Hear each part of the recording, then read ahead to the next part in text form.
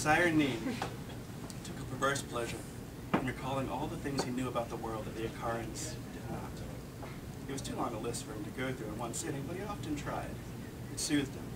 Their ignorance was such a balm, was as much a balm to him as the mist was a drug.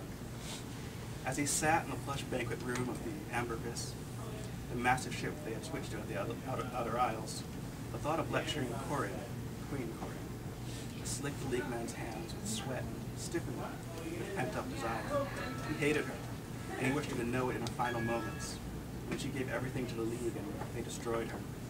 If she'd accepted the League's offer to meet the Lothan Athlin herself, he would be beside himself with expectation, luxuriating in it, surprised he was about to present her with. Having to settle for Dario instead was some compensation, and he would do his best to relish what awaited. So, we are halfway to the other lands, he said, lifting his voice so that it carried the noise of conversation and dining. What do you make of the trip so far, Your Highness? Dario, sitting across the round table from him, crooked a grin and spoke to the gathered company of leaguemen, naval officers, imperial officials, and concubines. I'll admit to being impressed, he said. He played with his food for a moment, absently pushing uneaten morsels around with the point of his knife. The range was like nothing I'd ever imagined. To think the League has sailed through all that, all these years. It is nothing, Sire Neen said. Nothing for us, at least, we who truly know the sea. The prince showed no sign he caught the insult. He shook his head in childlike wonder. And those creatures today, just bizarre. I'll dream of them tonight, I'm sure.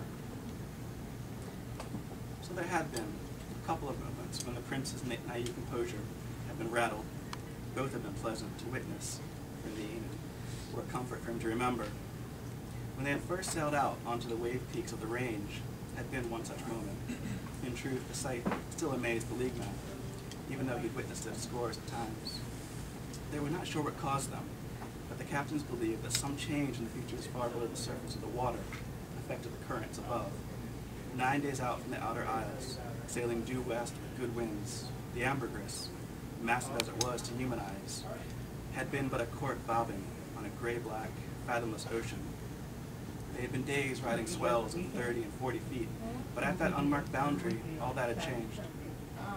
Far below, the bottom dropped, or rose, or undulated for all they knew, whatever caused it. The result of the surface was that the swells rose into peaks, sheer reaches hundreds of feet high.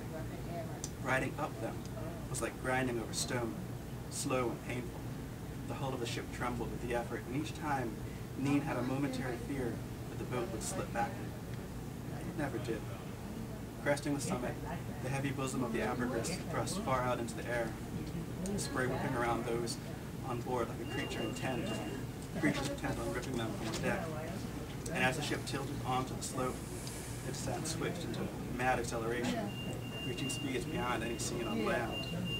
The Ambergris became a careening leviathan at the edge of control, moving so fast the water around them hissed, as if being scorched by the hulls passing. They plunged down until the prow dug into the base of the next wave, submerging the four portions of the deck for several long moments before slowly rising again. Then it began all over again. Sire Neen went on deck only briefly as they entered the range.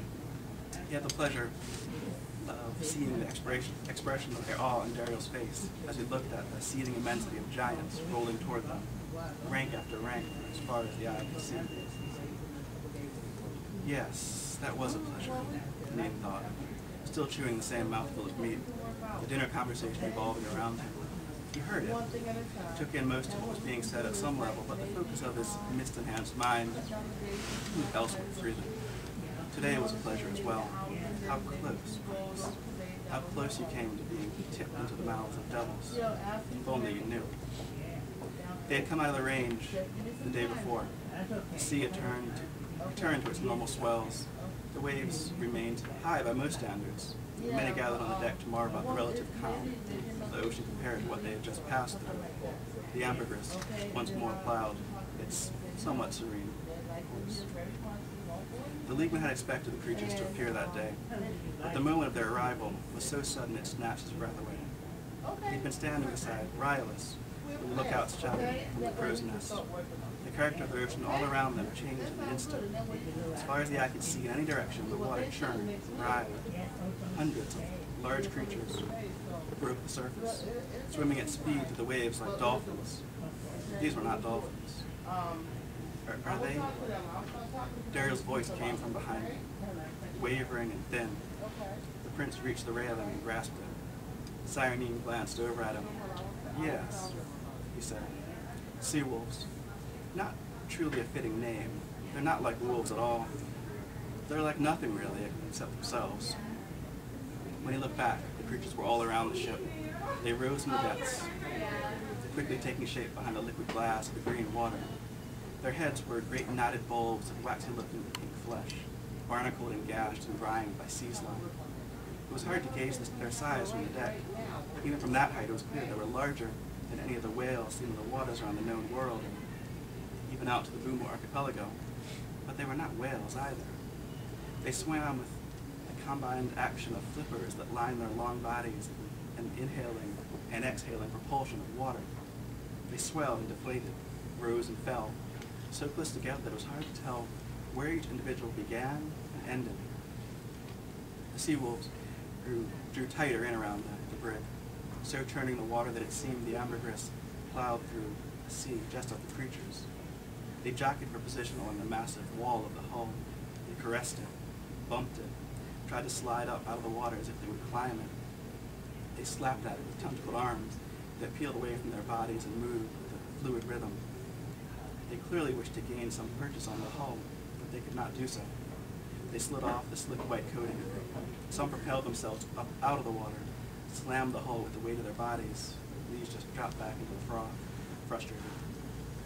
One creature, marked from the rest by an enormous barnacle protrusion on its head, squirmed in the water just beneath them, keeping pace. It rolled to the side and for a moment seemed to study them with one enormous yellow eye. The people contracted, perhaps in the light of the bright sky, but to Cyrene it seemed the beast was focusing its attention on him, picking him out from the many gaping faces looking over the rail. The leagueman had the sudden urge to grab the prince and toss him over, right toward that eye and waiting mouth. It was a fantasy urge, for he had no physical strength to match Daryl's, but it came to him so strongly it tasted metal on his tongue. The moment passed. The creature rolled away and vanished. Cyrene opened his eyes again, realizing that his name had been called, pulling him back from his reverie. Daryl watched him from across the table, a look of amused curiosity on his face. I'm sorry, Cyrene said. What was it you asked? Daryl said, I asked if there were any more surprises in store for me, sire. The leagueman held back the impulse to run his tongue over the rounded nubs of his teeth. He held the prince's gaze with a smiling visage, while several others offered wry remarks. Would it surprise you, he thought, to know that I wake every morning imagining your downfall? Would it surprise you to know that I'm not going to make amends with the loaf and apple? Instead, I will destroy it. Would it surprise you to know that you are to be offered up as a gesture of good faith to a people who leaked your soul, a slave, a toy, a plaything for monsters? Would it surprise you to know that once the loaf and aqua are gone, there will be no greater power in the world than the league? Would it surprise you if I said, right now, prepare your knees for bending, Prince, prepare your knees? Eventually, the others quieted and fell to Cyrene to actually answer. He said, oh, certainly. If there's one thing I can promise you with certainty, Your Highness, it's that surprises await you.